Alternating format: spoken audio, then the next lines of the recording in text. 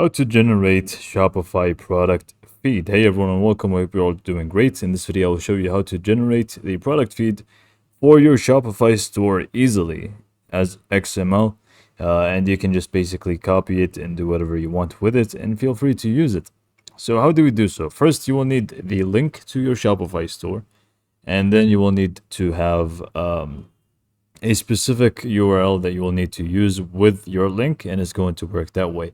What do I mean by that? Basically, we have this one right here. So here you would want to have your Shopify store's URL, and then you would want to do /collections/all.atom.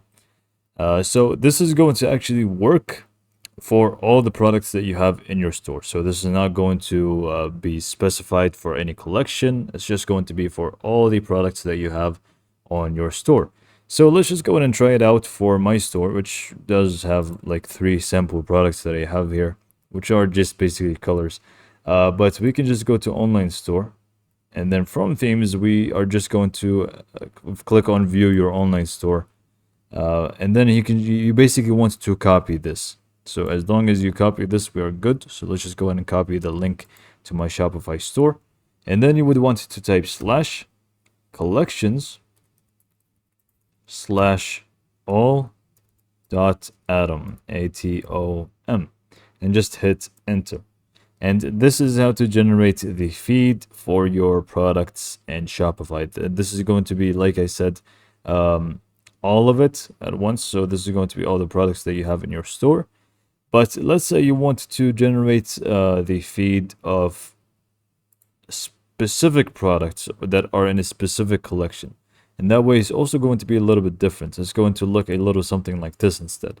So again, same thing, your site URL, collections, or I mean /collections, / the collection name that you have, .atom.